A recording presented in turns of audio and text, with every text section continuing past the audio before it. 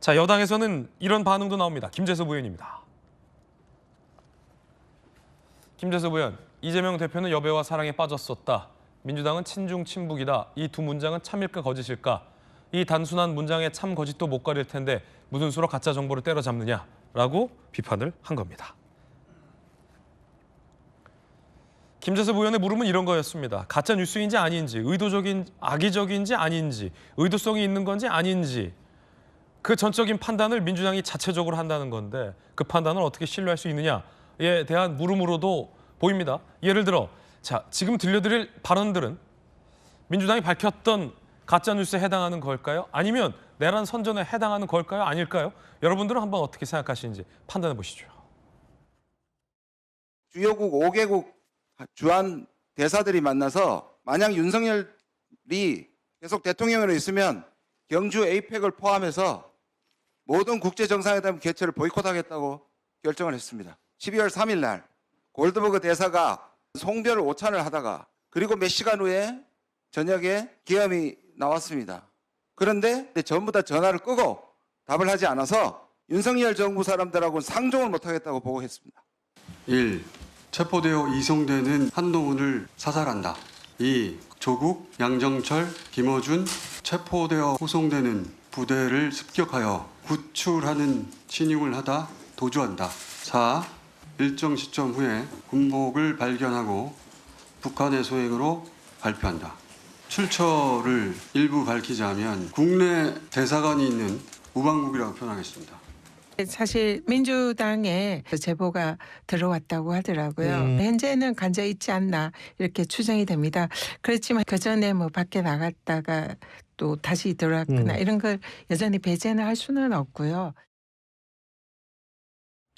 서재현 부위원장님, 이 세 개는 가짜 뉴스입니까 아닙니까? 그 이제 가짜 뉴스라기보다는 이제 그 왜곡, 현실을 왜곡한 거죠. 그게 왜곡 잘못된 뉴스입니까? 김준영 의원은 잘못된 어떤 정보에 의해서 뭐 그 표현에 있어서 문제가 있는 것이죠. 그럼 사실. 왜곡 뉴스는 예. 가짜 뉴스가 아닙니까? 그 이제 그런 판단 자체는 저희가 할 수는 없죠, 사실은. 그러면 이건 예. 민주파출소에 신고가 되면 고발감입니까 아닙니까? 그러니까 이제 제가 말씀드리는 건 저희가 주체가 고발이 아니고 그런 어떤 일상생활에서 그런 정보들이 왔을 때 예. 지금 또 한 10만 건 정도 왔다고 합니다. 네. 10만 건 자체가 대부분이 아니고 뭐 모르는 것이죠. 그 검토 자체인데 저희도 검토했는데 만약에 국민의힘이라든지 혹은 다른 측에서 소송할 수도 있고 고소할 수 있는 겁니다. 지금 또 고소 고발을 사실 많이 있고요. 사실 이게 일반인 또 처벌 없었다고 하는데 대선 국면에서도 뭐 국민의힘도 그렇고 민주당도 그렇지만 일반인 대상으로 댓글 관련해서 한 226건 국민의힘에서도 뭐 줄리 관련해서 그런 이상한 정보들을 가지고 고소 고발한 사례가 있거든요. 그래서 대한민국 전체에서 사생활에 대한 검열이 아니고 주체 예. 자체도 대한민국 국민인 겁니다. 국민들께서 국민의힘이라든지 민주당을 통해서 혹은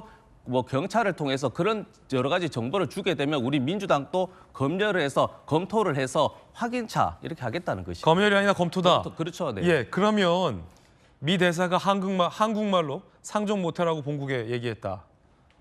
한동훈 사살설, 대통령 도피설은 그 검토 기준에 따르면 가짜 뉴스입니까 아닙니까? 그러니까 지금 그 첫 번째 김준영 의원의 상종 못했다라는 것은 잘못된 팩트죠, 사실은. 근데 잘못된 그게 팩트는 가짜 뉴스입니까 아닙니까? 일단은 가짜 뉴스라고 하지만 그게 고의성이 있는지 없는지 그리고 처벌이 되는지 없는지는 뭐 국회의원의 그 어떤 면책 조항 그리고 나서 그 사람의 의도성 그런 걸 종합적으로 검토를 해야겠죠. 네. 당연히. 한동훈 사살설은요? 한동훈 사살설은 사실 이 부분은 제보를 받았기 때문에 저는 가짜 뉴스는 아니라고 봅니다. 이거는. 대통령 도피설은요? 대통령 도피설은 지금 그 한 40일 동안 관제에 나타났거나 모습을 보이지 않았기 때문에 예. 그 당시에서는 가짜 뉴스는 아니고 현실에 있었기 때문에 그 결과적으로는 가짜 뉴스라고 생각하면 할 수도 있겠죠. 당연히. 여배우 연애설은요? 여배 연애설도 말씀 계속 하시는데 이런 부분은 좀 한가로운 어떤 질문이라 할 수 있지만요. 이것이 어떤 악의적이하면 내란 선동죄는 안 되지만 명예훼손죄는 걸릴 수 있다고 봅니다. 그럼 이 대표에 대한 이 악의적인 여배우 연애설은 악의적인 가짜 뉴스인데 김준영 대사나 한동훈 사살설은 가짜 뉴스는 아니다라는 말씀이시군요. 그러니까 그런 의도, 제가 내란에 진행되는 국면에서 문제 제기라든지 의혹 제기를 할 수 있는 것이죠, 사실은. 예, 김종현 의원님 어떻게 보십니까?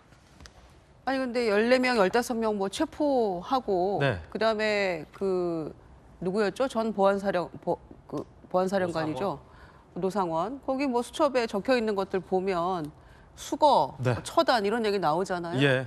그러니까 이제 그래서 이걸 수사를 해봐야지 되는 내용이에요. 그거는 그것과 관련된 것들이니까. 그래서 저는 뭐 한동훈 사살설이나 뭐 김어준 씨 관련한 이런 것들은 이 수사를 하는 과정에서 진실이 좀 밝혀질 부분이 있다고 생각합니다. 네. 그러니까 이제 그 얘기 자체를 뭐 이걸 그 말을 했다고 해서 가짜뉴스가 아니다. 이거는 수사로 결정날 문제인 것 같고요. 다만 저는 개인의 어떤 명예나 또 관련된 부분들은 지금도 얼마든지 명예훼손으로 고발해서 또 처벌받게 할 수도 있고 네. 또 그거를 이 정도는 내가 넘어가야지 하면 넘어갈 수도 있고 이런 부분들이거든요. 그래서 의원들 중에서도 본인의 어떤 명예와 관련된 것들 아니라고 계속해서 공식적으로 SNS에 여러 가지 글을 올렸음에도 불구하고 계속 같은 얘기를 반복해서 그 거짓 왜곡하는 그런 글들도 있거든요. 이를테면 뭐 카톡뿐만 아니라 페이스북이나 이런 SNS에도.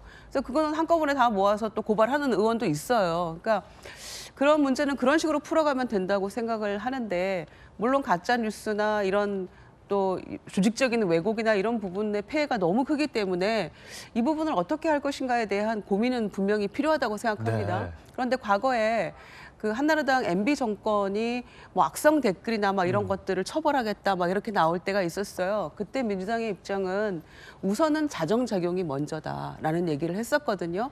그리고 나서 좀 생각해 보자 이런 얘기를 했었는데 이제 그 입장과 지금의 민주당 입장이 어떻게 달라졌는지 같은 입장이지만 매우 악의적이고 특히 내란과 관련한 부분에 있어서 조직적으로 이 허위사실을 유포하는 경우에 대해서는 하겠다라고 얘기를 했는데 비단 그것인지 아니면 아까 말씀드린 것처럼 완전히 넓혀가지고 개개인에 대한 모든 것들을 그럼 민주당이 그거를 뭐 깃발 들고 하겠다는 건지 그런 부분은 조금 명확해야 될 필요가 있다는 걸 다시 한번 말씀드리고요. 예. 그래서 개인에 대한 것들과 그다음에 특히 이제 그 국가의 어떤 그 전반적으로 이 내란 이거를 정말 허위사실 유포하는 이 부분은 심각한 문제가 있다고 저도 생각을 해요. 그래서 그 부분에 대한 거는 확실하게 좀 구별을 해야 된다. 네. 저는 이 프레임에 계속 말려서는 안 된다고 생각합니다. 네. 가짜 뉴스다 아니다를 판단한 게 아니라 가짜 뉴스인지 아닌지 계속 물어본 것입니다. 판단이 궁금해서요. 안영환 의원님. 아니, 조금 전 이제 우리 화면에서 뭐 조국 혁신당 의원 무슨 뭐 김어준 씨 이런 이야기 나왔는데 가짜 뉴스입니다. 저런 뉴스는. 그런데 이제 문제는 저런 가짜 뉴스를 공개적인 장소에서 다중을 향해서 하고 있다는 게 더 큰 문제고요. 아니 여기에서 카톡을 통해서 몇십 명, 몇백 명이 이야기하는 것, 또 몇 명이 이야기하는 것을 가짜 뉴스로 한다? 전 그게 타당치 않은 거고요. 예. 게다가 지금 이제 보수 쪽 인사들 저를 카톡방에 불러가지고 저가 포함된 카톡방이 많이 있습니다. 뭐 몇십 명짜리도 있고 몇백 명도 있어요. 저 정도 심한 이야기는 나오지 않습니다. 여기. 예. 제가 그건 확실하게 이야기할 수 있습니다. 물론 일부는 뭐 미국과 관련된 소식들 저도 믿지 않는 보면서 저는 웃습니다. 아이고야 참 마음이 급하시구나 이분들 이런 생각을 하면서도 그냥 애교로 보면서 그냥 패러디다 뭐 이렇게 보면서 넘기는데 저런 아까 공개적인 석상에서 이야기했을 정도의 마치 엄청난 팩트가 있는 것 같은 그런 가짜뉴스는 별로 많지는 않습니다. 예. 네, 그런데 이제 거슬리겠죠. 이재명 대표가 아까 이야기한 것처럼 본인은 내란 관련 이야기는 별로 없어요. 지금 어떤 이야기가 내란 관련해서 위헌비어다, 가짜뉴스다 이야기를 사례가 지금 없습니다. 그죠? 아까 개돈 얘기랑 그리고 다 개인 이야기죠 지금.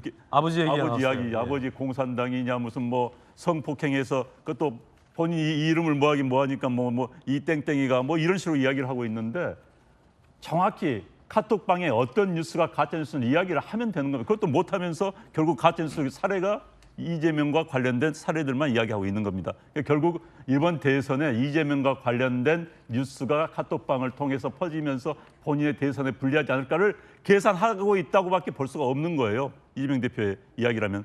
정말 정상적인 국가 지도자라면 카톡 뉴스가 이런 문제가 있다면서 좀 이야기를 근본적 이야기했으면 좋겠어요. 사실 대한민국이 댓글이 전 세계에서 가장 많은 나라입니다. 정치 댓글은 압도적으로 많습니다. 네. 우리 국민들의 이제 뭐 정치 관심이 관련되어 있지만 과거 그래서 댓글 신명제도 있었어요. 그러나 이제 헌재에서 위헌 판결이 내려서 댓글 신명제가 없어졌습니다만은 저는 국민들이 개개인들의 일종의 분출구입니다.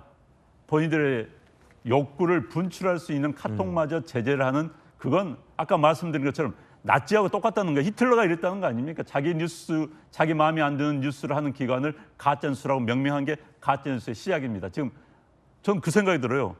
야, 이재명 대표가 지금 이 논리대로라면 히틀러 이상의 전제 독재 정치를 할 수 있는 거 아닌가 하는 생각.